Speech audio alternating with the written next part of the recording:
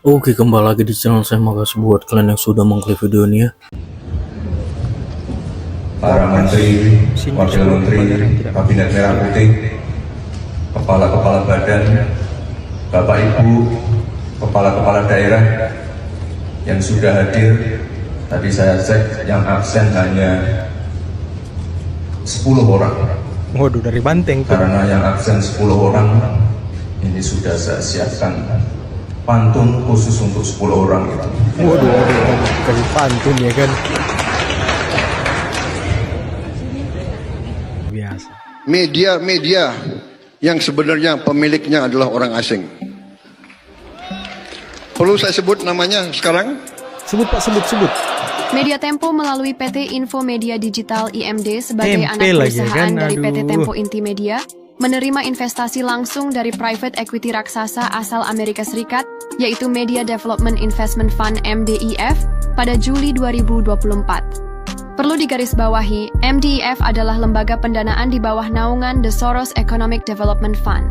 George Soros menggelontorkan pendanaan awal untuk MDIF sebesar $500.000 pada tahun 1995. Betul, George Soros merupakan dalang utama di balik krisis moneter Indonesia pada tahun 1997 hingga 1998. Krisis ekonomi di sepanjang tahun 1997 hingga 98 menjadi episode kelam bagi bangsa Indonesia. Nilai rupiah terjun bebas, harga kebutuhan pokok meroket, sejumlah industri dan perusahaan gulung tikar. Tempo Dua kepala daerah PDIP yang ikut retreat akan pindah partai. Wow. Bagus tindakan Bapak ini. Karena Bapak dipilih oleh rakyat dan bertanggung jawab terhadap rakyat. Luar Bapak ini biasa. harus nurut sama rakyat, harus menjalankan tugas dari rakyat, bukan nurut sama partai. Karena Bapak ini eksekutif, Bapak ini kepala daerah. Jika sudah terpilih rakyat, maka pertanggungannya kepada rakyat. Terus harus sejalan dengan pemerintah pusat. Beda dengan DPR. DPR kan ada fraksi. Fraksi kan harus mengikuti keputusan dari partai. Apa yang dilakukan harus ikut partai. Kalau kepala daerah enggak.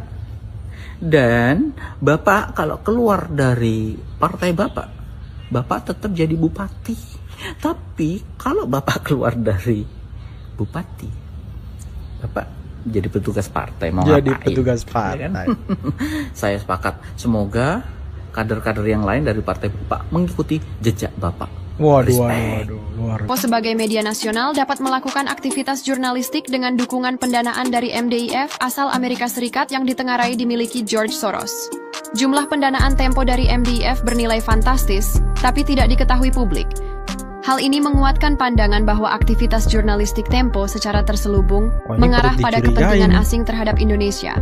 Terkait hal ini, Presiden Prabowo Subianto dalam pidatonya tegas menyampaikan bahwa pihak asing selalu ingin memecah belah persatuan bangsa dan menghambat Indonesia menjadi negara maju. Kalau ada yang dihasut-hasut atau mau menghasut, waspada. Ini saya katakan ulah kekuatan asing yang selalu ingin pecah belah Indonesia. Presiden Prabowo Subianto bahkan mengemukakan bahwa ada organisasi non-pemerintah maupun media yang ternyata dibiayai atau bahkan dimiliki oleh negara asing. Nanti terkuak media-media yang sebenarnya pemiliknya adalah orang asing. Wow, terkuak ya kan. Perlu saya sebut namanya sekarang? Perlu sih, harusnya disebut aja ya kan. Perlu? Biar masyarakat tahu. Pernyataan Presiden Prabowo Subianto tersebut mengarah kuat pada media Tempo, yang dalam kinerja jurnalistiknya sangat syarat kepentingan, serta selalu berdampak pada perpecahan dalam dimensi sosial politik bangsa Indonesia. Lawan aja dulu. Waduh.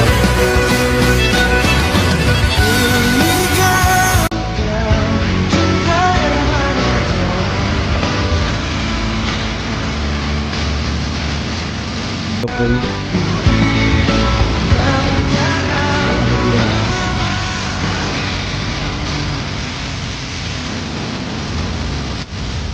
Luar biasa.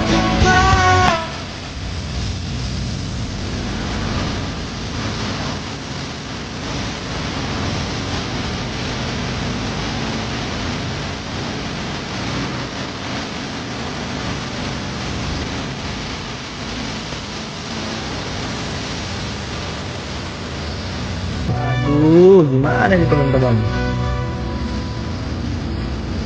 Beda kelas emang ya, Pak SBY lagi Pak Jokowi lah. Ibu yang satu itu. Yang ditunggu video-video dari Rusia, yang nongol kok video bikinan Pak Hasto Kristianto.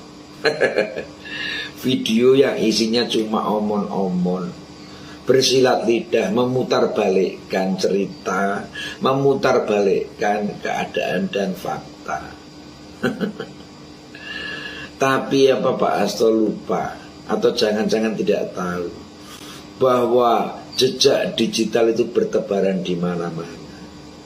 Apa yang Pak Hasto sampaikan di video yang sekarang berbeda dengan apa yang Pak Hasto sampaikan di video lama. Bagaimana dulu Pak Hasto mendukung dan merestui Gibran Rakabuming untuk maju ikut kontestasi politik. Saat itu ketika Gibran ingin dipasangkan dengan Puan Maharani juga, semua mendukung. Tapi di video yang sekarang, majunya Gibran Rakabuming sebagai cawapres dan sekarang menjadi wapres seolah-olah sesuatu yang sangat memuakkan, sesuatu yang salah. Belum lagi soal RUU KPK yang dianggap melemahkan KPK. Pak Hasto bilang seolah-olah Pak Jokowi melemparkan semuanya ke partai.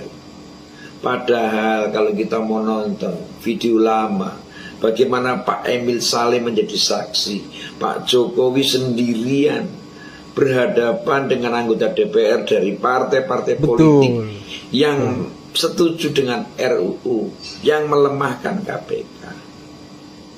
Yang kita bisa lihat di medsos, video itu keluar semua sekarang. Dan itu bisa dibandingkan dengan pernyataan Pak Hasto sekarang. Semua yang disampaikan Pak Hasto hanyalah sebuah dalih, omon-omon, usaha untuk mendiskreditkan, menyerang dan menjatuhkan Pak Jokowi. Padahal Bapak tahu posisi Bapak sendiri sekarang tidak menguntungkan. Dan mungkin Bapak juga akan tahu berapa orang lagi yang akan menyusul memiliki status dan posisi seperti Bapak. Mengingat masih banyak elit di partai Bapak yang punya dosa besar. Wow. Sekarang keluar lagi videonya Setia Novanto mengenai kasus mega korupsi EKTP. Yang sebut nama berapa Puan, nama yang dia sebut. yang sebut nama Ganjar. Dan itu sangat mungkin akan dibongkar kembali. Pak Hasto merasa dizolimi, Pak Hasto merasa diserang. Selama Presiden Jokowi menjabat sebagai presiden, kasus Bapak tidak tersentuh, Pak.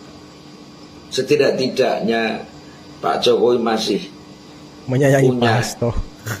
etika, masih punya niat baik untuk tidak memperkarakan Bapak. Ya. Tapi setelah Presiden Jokowi selesai ya sudah, sekarang sudah ganti presiden. Kok ya masih menyalah-nyalahkan Presiden Jokowi? Kenapa? Karena Pak Jokowi tidak mau mengupayakan supaya Anda tidak dikutak-katik lagi kasusnya. Ya Pak Presiden sudah selesai, Pak Jokowi sudah selesai. Sekarang waktunya Pak Prabowo. Dan nasib Pak Hasto dan teman-teman ada di tangan pemerintah sekarang. Sebenarnya sederhana saja Pak. Kalau nggak salah ya kenapa susah?